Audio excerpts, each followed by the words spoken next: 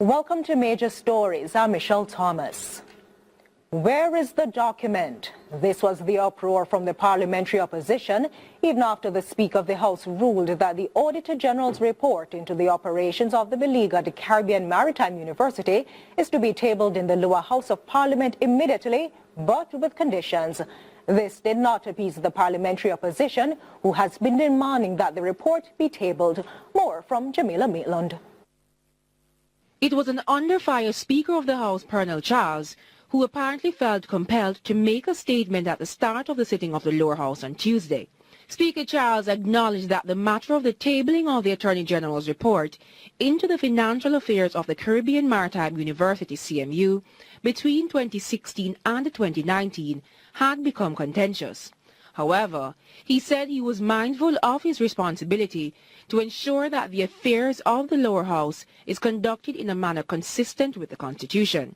According to the Speaker, he is aware of the constitutional provisions for the tabling of the report, but he has to be mindful of the right of every person before a court to a fair hearing. No organ of the state, including the office of the Speaker of the House of Representatives, should do anything to prejudice the right of any citizen who is charged with a criminal offense to have a fair trial in determining guilt or innocence. Then came his ruling.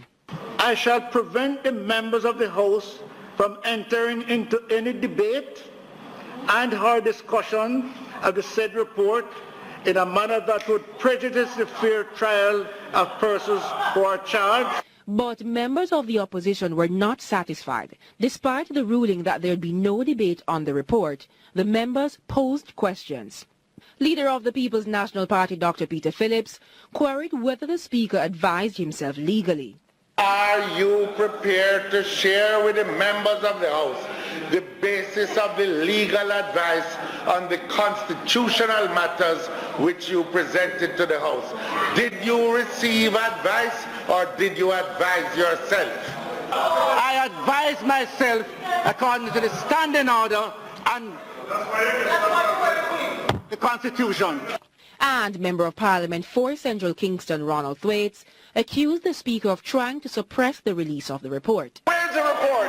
The report that, to our shame, to the shame of this Parliament, every newspaper, every radio station has already, but we the parliamentarians can't get it. Jamaica Maitland for CVM Live.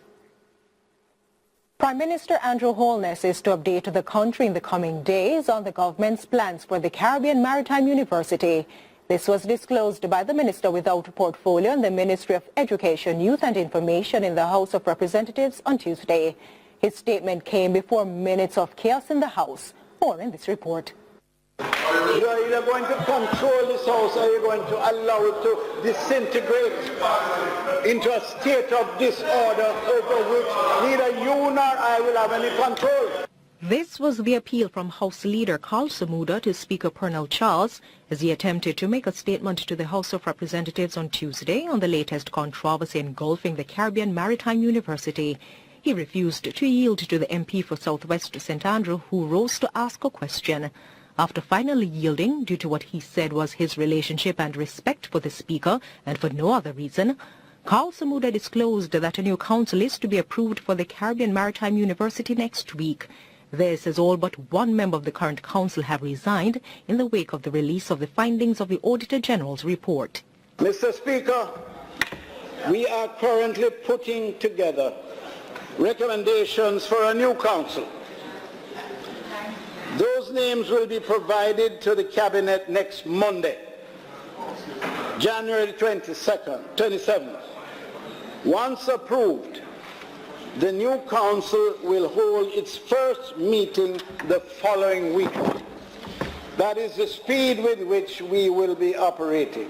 Samuda noted that in the last 10 months, the Education Ministry has developed a framework to guide the operations of the CMU on a monthly basis, particularly in the areas of financial administration, audit and public procurement, and human resource functions. Noting that the measures were bearing fruit, Samuda said the Prime Minister would outline the way forward for the CMU within days. The opposition spokesman on education, Peter Bunting, in expressing his disappointment with the statement from Minister Samuda, lamented what he described as an attempt at covering up the rotting stench from the state of affairs at the CMU. He also took a swipe at the Prime Minister. And the fact that the minister comes here to say that the Prime Minister is to make a full statement outlining the government strategy in a few days, but is not here to do it today. Mr. Speaker, I say to the Prime Minister, this is not a profile in political courage. This is somebody seeking to scurry away from the hard questions that we should be asking him here in Parliament today. Prime Minister Andrew Holness says resolving fiscal management issues is a key part of his governance as they seek to engage in serious infrastructure expansion across the island. He was speaking at the Caribbean infrastructure event at the Jamaica Pegasus earlier this morning. Khadija Thomas tells us more in this report. The construction of several high-rise buildings across the island might be viewed as a sign of growth and development in Jamaica. However, according to Prime Minister Andrew Holness, this move is an investment that will benefit the country's economy as time progresses. I guess the lesson from Jamaica to everywhere else is that if you're going to engage in serious infrastructure expansion, you need to resolve the fiscal management of your economy. Otherwise, you will have to finance it through debt.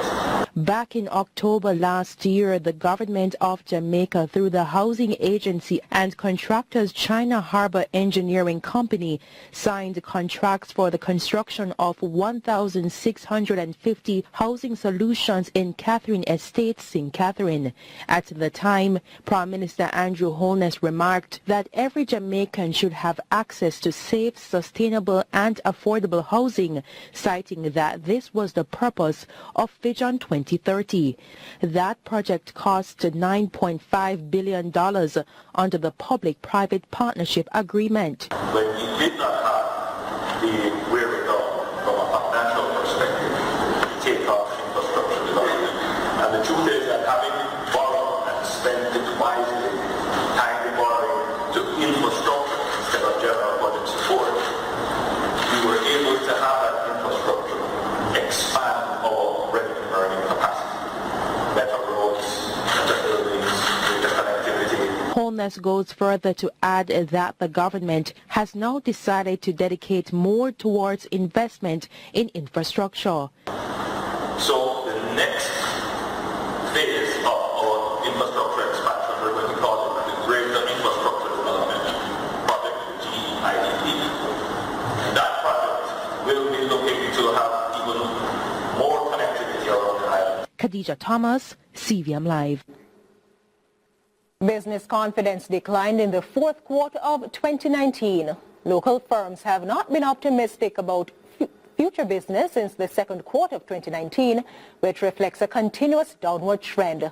Consumer confidence, however, remains stable. These findings were made available today through the 2019 fourth quarter business and consumer confidence indices report. Robin Williams has the details. With 3 consecutive periods of decline, Jamaica's business confidence has plunged. The uncertainty around the climate for investment and expansion, as well as non-profitability, are being seen as the main reasons behind this decline. Businesses are also blaming the decline on the fluctuation of the Jamaican dollar and a high crime rate. CEO of Market Research and Pollster Don Anderson provides input. They are saying, and they've said so very firmly, very strongly in this fourth quarter, that it's not that the rate per se is simply high. It is that in addition to that, there is this consistent fluctuation which makes it extremely difficult for them to plan long term. Because the activity, though long term, they're operating on a day-to-day basis. So it's very difficult for them to plan.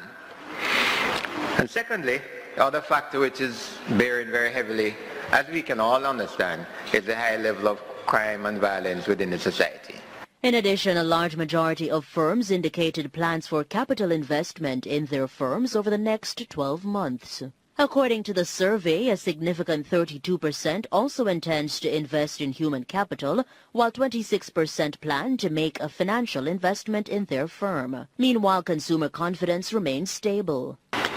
What we find now is that consumer confidence has been peaking at a higher level, but you're not seeing that fall off anymore.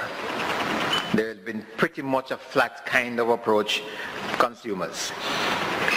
So consumers continue to evince very strong confidence in the economy, buoyed by the fact that they hear about official data speaking to a reduction in unemployment. Furthermore, the majority of consumers do not anticipate purchasing either a home or a car, but a significant 47% anticipate taking a vacation in the year ahead. Robianne Williams for CVM Live. The Port Authority of Jamaica says it has begun to finalize construction for the full operations of the Port Royal Cruise Terminal. The facility welcomed its first cruise from the Marella Discovery 2 to visit Kingston on Monday. Now it's back to work for the return of the Marella in February. CVM Live's Jamila Maitland was at the historic event.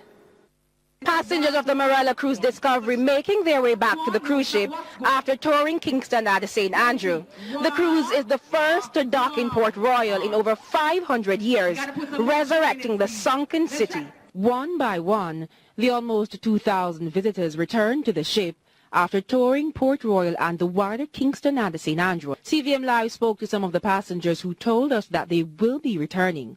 They argue that the time given was too little to enjoy the city.